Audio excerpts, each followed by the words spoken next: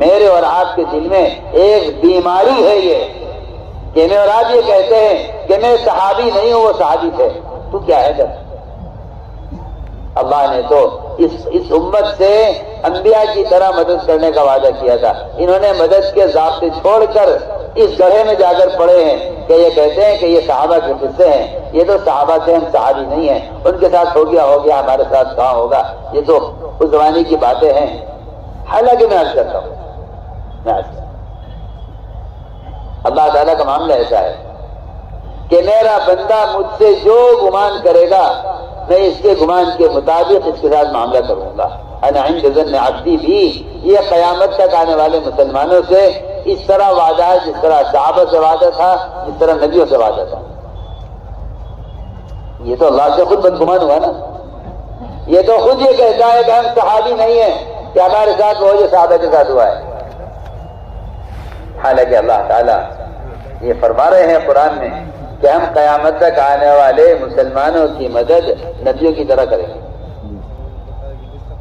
اللہ فرما رہے ہیں قرآن کہ ہم قیامت تک آنے والے مسلمانوں کی مدد صحابہ کی طرح نہیں، نبیوں کی طرح کریں گے، اس سے بھی آگے۔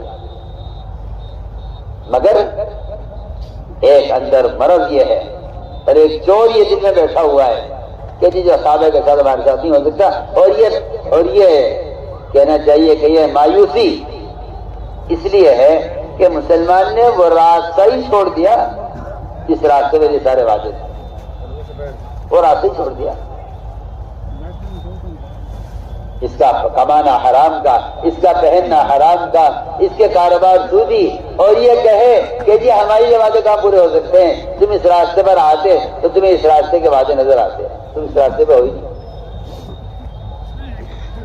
تو میں نے فرض کی ہے کہ وعدہ ہے اللہ تعالیٰ کا کہ جو صفحہ اختیار کرے گا ہم اس کے لیے نکلنے کا راستہ بنائیں گے اور اس کو اسی کا صدق دیں گے جہاں اس کو گمان خیال نہیں پہنچے گا۔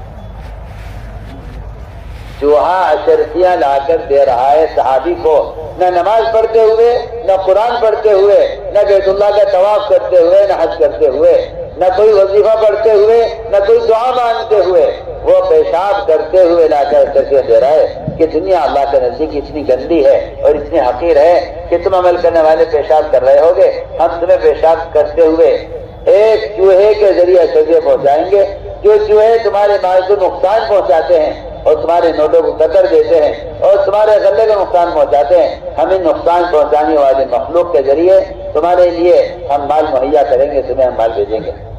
بڑھیا بڑھیا اس سے ثابت ہے۔ وہ تو میں یہ کہنا چاہتا ہوں کہ مسلمان نے اپنے آپ کو اس کلمہ کا اہل سمجھا ہی نہیں، بنیادی غلطی یہاں ہوئی ہے۔ اس لیے میرے بزرگ دوستو عزیزو یہ وعدہ ہے۔ تیسرا وعدہ یہ ہے کہ تقوی اختیار کرے گا ہم اس کے کام میں آسانیاں پیدا کریں گے۔ صحابہ سال میں 2 مرتبہ فصل کاٹتے تھے، سال میں 2 مرتبہ فصل، یہ تو 1 سال کی فصل کے بعد خون کے آنسو رو رہا ہے۔ کیوں؟ ٹریکٹر لیا تھا سود پہ، اللہ نے بارش روک لی، اللہ نے بارش روک لی، سود پہ ٹریکٹر لیتا تھا، بارش روک لی۔ سود پر کاروبار شروع کیا تھا، اللہ نے دکانوں میں آگ لگوا دی۔ یہ تو 1 سال کی کاشت کے بعد بھی رو رہا ہے، اور صحابہ کرام سال میں 2 مرتبہ فصل کاٹتے تھے۔ کہ لو اگر تم تقوی کے راستے سے لینا چاہتے ہو تو پھر ہمارے یہاں دینے کی کوئی حد نہیں ہے، جسے چاہو لے لو، اور اگر تمہارا خیال یہ ہے کہ نہیں جی زمین ہوگی تو غلہ ہوگا، دکان ہوگی تو آمدنی ہوگی، ہتھیار ہوں گے تو حفاظت ہوگی، دوا ہوگی تو شفا ہوگی، اگر تمہاری بنیاد ان شکلوں پر اسباب پر ہے اور اعمال تمہاری زندگی میں نہیں ہے تو پھر ہم تم سے صاف کہتے ہیں کہ ہمارا جو وعدہ ہے وہ وعدہ تو تقوی پر ہے، وہ وعدہ شکلوں پر نہیں ہے، تقوی پر ہے۔ اللہ کا وعدہ ہے کہ جو آدمی کمائی کے نقشوں میں اللہ سے ڈرتا ہے، ہم اس کی کمائی کے نقشوں میں آسانیاں پیدا کر دیتے ہیں۔ من یتق اللہ یجعل لہ من امرہ یسرا، کہ جتنے بھی اسباب ہیں، ان اسباب میں اللہ تعالیٰ وہ آسانیاں لائیں گے کہ ان آسانیوں کی وجہ سے تمہیں دعوت اور عبادت کی فرصت ملے گی۔ صحابہ کرام کو دعوت عبادت کی فرصت اس لیے تھی کہ اللہ نے ان کے اسباب میں آسانیاں پیدا بھی کی اور ان کے اسباب کو ان کے تابع کیا تھا۔ وہ اسباب کے تابع نہیں تھے، اسباب ان کے تابع تھے، اسباب ان کے تابع تھے، اسباب کے تابع نہیں تھے۔ دکان نماز کے تابع، دکان خروج کے تابع، دکان دعوت کے تابع، ان کے سارے اسباب تابع سے حکم کے۔ اور یہ وجہ تھی کہ صرف دنیا کے اسباب نہیں بلکہ غیبی اسباب بھی ان کی مدد کے لیے ان کے تابع ان کے تابع رہتے۔ مالیاتا کے منصوبے مالیاتا کا فرماتے تھے کہ جو دعوت اور عبادت کو جمع کر لے، کہ دعوت عبادت کو جمع کر لینا یہ تسخیر عالم کا نسخہ ہے، نظام کائنات مسخرین کے لیے ہوتا ہے جو دعوت عبادت کو جمع کر لے۔ میں عرض کروں گا آگے، لیکن جو گناہوں کے راستے سے کمانا چاہتے ہیں ان کے لیے برکتیں تو بہت دور کی چیز ہے، ان پر تو وہ حالات آئیں گے، اللہ حفاظت فرمائے۔ حالات آتے ہیں اور لوگ یہ کہہ کے بات ڈال دیتے ہیں کہ حالات تو آیا ہی کرتے ہیں۔ اس لیے میرے دوستو عزیزو، سب سے بنیادی بات یہ ہے کہ تقوی اختیار کرو۔ تو اللہ کی طرف سے یہ تیسرا وعدہ ہے کہ ہم اس کے کام میں آسانی پیدا کر دیں گے۔ چوتھا وعدہ یہ ہے کہ جو اپنی لائن بدلے گا حرام سے حلال کی طرف، گناہوں سے نیکی کی طرف، ہم اس کی پچھلی سارے گناہ معاف کر دیں گے اور آگے ہم اس کے اجر کو بڑھا دیں گے۔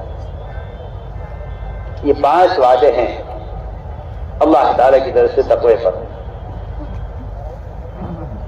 یہ میں نے ساری بات اس طرح کی ہے کہ کلمہ لا الہ الا اللہ، کلمہ لا الہ الا اللہ، اس کا ہمیں اس کا اخلاص چاہیے، اس لیے کہ یہ کلمہ لا الہ الا اللہ تقوی کا کلمہ ہے اور ساری نیکیوں کا مدار تقوی پر ہے اور ساری اعمال کی قبولیت کا مدار تقوی پر ہے اور سارے وعدے تقوی پر ہیں، سارے وعدے تقوی پر ہیں۔ اس لیے دوستو عزیزو، یہ سب سے بنیادی بات یہ عرض کرنی تھی کہ ہمیں اس دعوت کی محنت کے ذریعے کلمہ لا الہ الا اللہ کا اخلاص چاہیے۔ اس کا اخلاص کیا ہے؟ اس کا اخلاص کیا ہے؟ صحابہ نے سوال کیا آپ نے فرمایا جو یہ کلمہ لا الہ الا اللہ اخلاص کے ساتھ کہے گا وہ جنت میں داخل ہو گیا۔ فرمایا، صحابہ نے پوچھا اس کا اخلاص کیا ہے؟ آپ نے فرمایا اس کا اخلاص یہ ہے کہ یہ اپنے کہنے والے کو حرام سے روک دے، کہنے والے کو حرام سے روک دے، یہ اپنے کہنے والے کو حرام سے روک دے۔ فرمایا کلمہ کا اس کی حقیقت یہ ہے، اس کا اخلاص یہ ہے کہ اسے اگر گناہ اس سے ہو جائے تو یہ دل سے غمگین ہو اور اگر اس سے کوئی عمل خیر ہو جائے تو یہ اس عمل خیر سے خوش ہو۔ صحابی نے سوال کیا ایمان کیا ہے؟ فرمایا جس یہ نیکی خوش کرے گناہ غمگین کرے جان لے کہ تم مومن ہے۔ میرے بزرگوں دوستوں عزیزوں، مجھے آگے یاد کرنا ہے، ہمیں معلوم ہے دین کیا ہے، مگر دین پر چلنے کی طاقت اور کسی قانون کے مقابلے میں، میں کھل کر کہہ رہا ہوں، کسی قانون کے مقابلے میں شریعت کے عمل پر، شریعت کے حکم پر عمل، اس کی مسلمان کے اندر سے قوت کیوں ختم ہو گئی؟ اس کی قوت کیوں ختم ہو گئی؟ اس کی قوت کیوں ختم ہو گئی؟ یہ کیسے مجبور ہو گیا؟ یہ تو وہ تھا مسلمان کہ کائنات کا نظام آسمان سے لے کر زمین تک صرف اس کے لیے منتخب کیا گیا،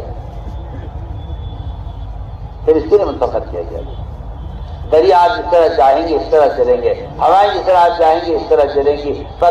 ملائکہ جب آپ اللہ سے دعا کریں گے ملائکہ آسمان سے نازل ہوں گے۔ آپ کو تو اللہ نے ایسا بنایا تھا، فرماتے تھے کہ اصل کائنات مومن ہے، مشرک اصل کائنات نہیں ہے. آپ میری بات پر توجہ دیں، میں کیا کہہ رہا ہوں.